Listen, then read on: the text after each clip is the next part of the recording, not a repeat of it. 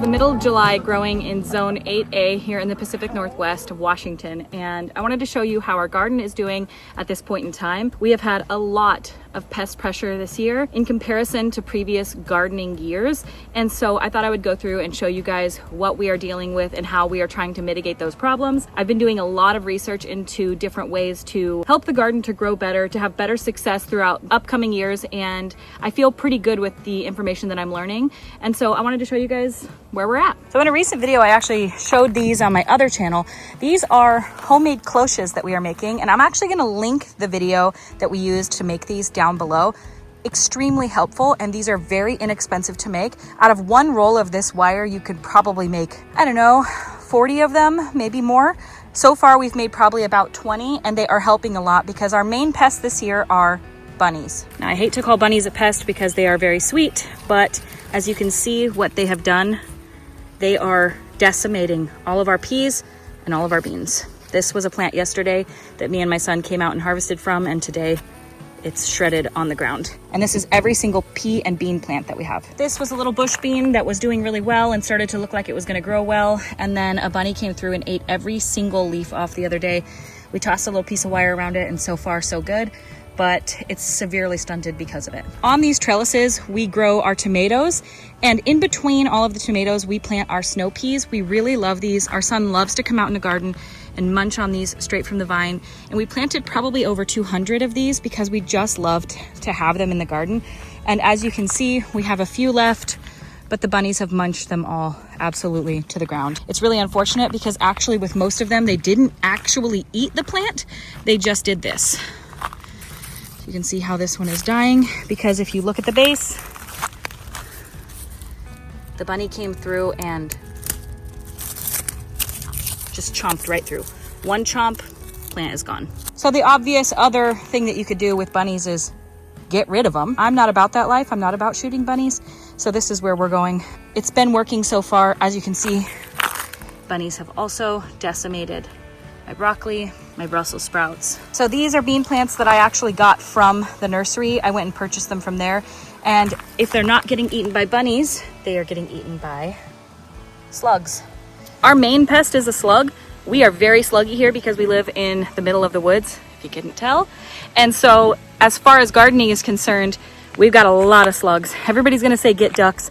We're thinking about it, but I've just heard so many horror stories about how messy ducks are, and I personally was a wildlife rehabber for many years, and I had to change out the duck water daily when we did have waterfowl come in, and taking care of ducks was one of the messiest jobs. It was probably one of my least favorite things to do at the wildlife rehab was cleaning up the duck water and having to dump it out and refill it multiple times per day so they had fresh clean water because they are just so messy, and that doesn't include the giant poops that they have as well. So that is another reason why I'm not super stoked on getting ducks right now. We've also tried rabbit and deer repellent, and they don't seem to care. We will not try coyote urine just for our ethical standards and what we believe is right and wrong.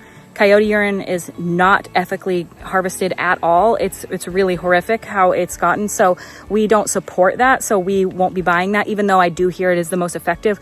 I'm not willing to support that industry whatsoever. So we're just going to have to deal with bunnies, deal with cloches. And I think we're going to buckle down and build a completely enclosed, fenced in garden with raised beds. Hey, that's a nice looking sized bulb. Richmond, Virginia. The story starts 1848 on the Ides of March. We also harvested all of our garlic this week, and it's out on the drying rack outside to dry. We have an entire video talking about garlic, from planting to growing to harvesting to curing and then using the garlic and scapes. And I'm gonna have that linked in the eye and down below in the description of this video.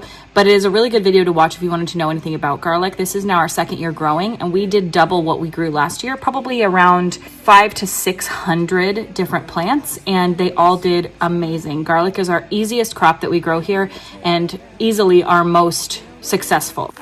So you can see a couple more cloches in action over here. The plants don't look super happy, but really at the end of the day, this is the only way they can get past this absolutely tiny seedling stage to grow. With the amount of pest pressure that we have going on right now, it's the only way that it's happening. So it's just what we have to do. For reference, this entire upper trellis, the entire thing, looked like this 4 days ago.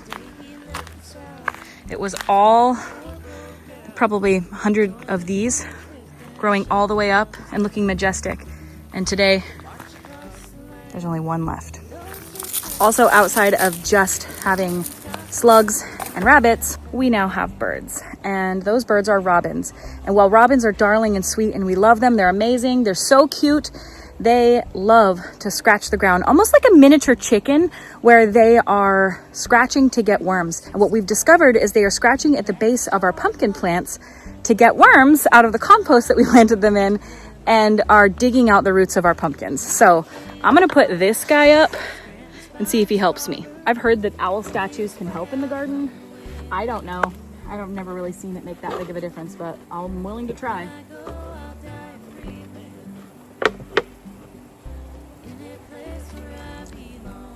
Do your best work, buddy.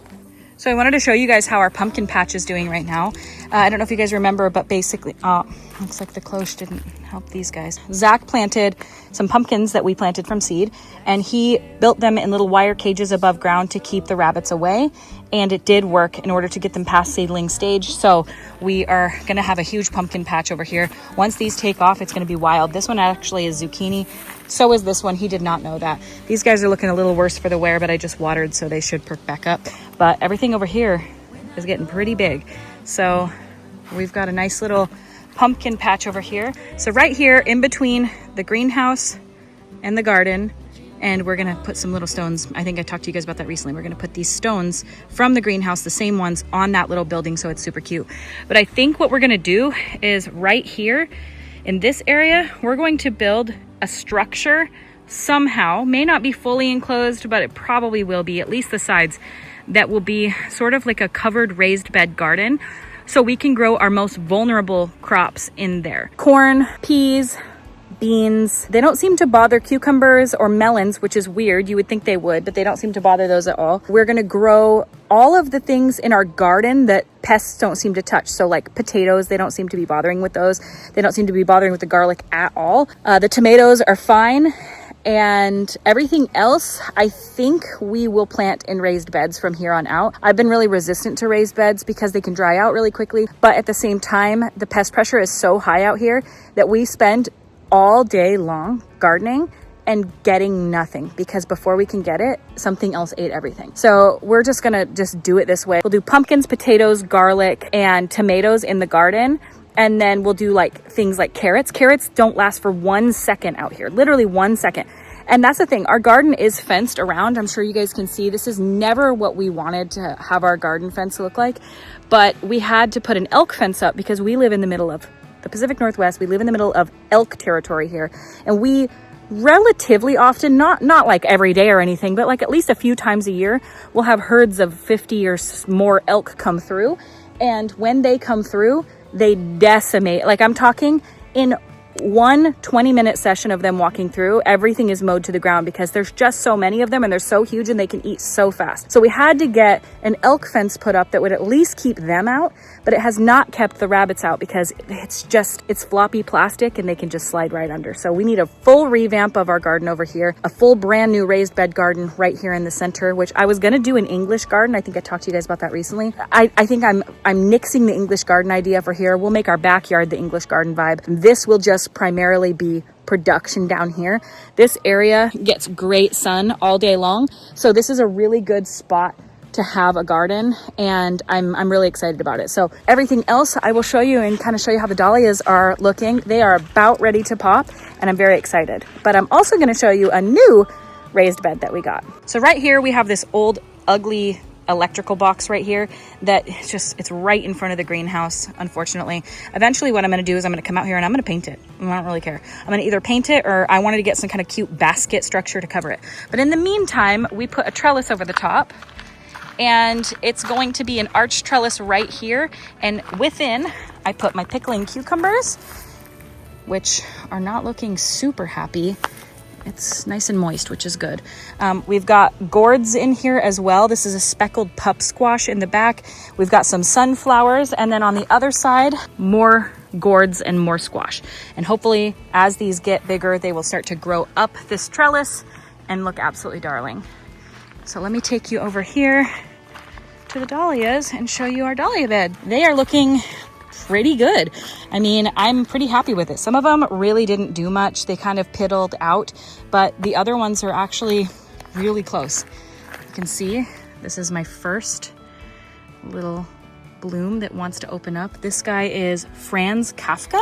I'll put up a picture on the screen of what that's supposed to look like. And then we've got the rest over here that are all looking pretty decent. Interestingly, I think I talked to you guys about this in the last video as well. The raised bed looks less good than the in-ground. I think that they stay a little too dry, interestingly, in here. They always say dahlias want to be dry. They don't like wet feet at all. I would say in-ground, they just look way better. They're way bigger. The stalks are way sturdier. Look at this thing. Look at this. Can you see how huge that is? And then we've got these little buds coming up. So it looks as though we're gonna have some blooms here very shortly. All of these are just beefy and beautiful. And so I think we're gonna be dealing with some, oh man, I'm sweating. Just had a drip of sweat bead off my face. But we're really close to seeing some blooms, and I am really excited. I need to come through and weed. There's a lot of weeds throughout there. Most of this right here, this is a weed. This is fireweed. Looking really cute, and it's gonna look really beautiful when it blooms. This is also, we have some pumpkins planted around here. Pumpkins here, and here, and here. And Twisty Baby. This is the Twisty Baby locust that I put in. I think this is its 3rd year, and this might be one of my favorite plants on the entire property. Look at the leaves. They look like a head of curly hair in the most beautiful way. And then the branches themselves are twisty. It's literally called Twisty Baby. It seems like I'm just calling it that to be cute, but it's just cute. Isn't it darling? I love it. So around the chicken coop as well, we've got pumpkins everywhere. Zach wanted it to be like a pure pumpkin patch this year. These are sunflowers. Bunny came through and chomped a couple. But we've got pumpkins everywhere growing all over there. Our roses are actually doing well next to the lady. Hi, lady. These are the most beautiful yellow roses. They're kind of petering out right now, but they grow all up the side here. And then this actually growing up the side is our grape. This is only, I don't know, year 2. So it's not producing really anything, but I'm going to use the grape leaves to pickle some cucumbers. I took a pickling class last year to learn how to pickle. I really wanted to just make sure that I was doing it the right way if I ever was going to do it. And it was really insightful. But one of the things that I did learn in the pickling class is that tossing a grape leaf into your pickle brine solution makes the pickles much crispier. So that's a nice tip for you. We'll end this video showing you my hanging basket because it's just beautiful. Isn't she lovely? And these are the flower boxes that I planted on YouTube a few months ago. I'll link that video if you guys want to watch it. But like I said, they just spread. This one had self-seeded cilantro because we grew cilantro last year and all the seeds were still in the soil. So that all came up. Just cute, adorable. And they self-deadhead. So you don't have to do anything. They just do it on their own. They push the little flower pieces out on their own. You don't have to cut anything off. I'll leave you with little gardener Gussie saying thank you so much for watching, and we will see you at our next video.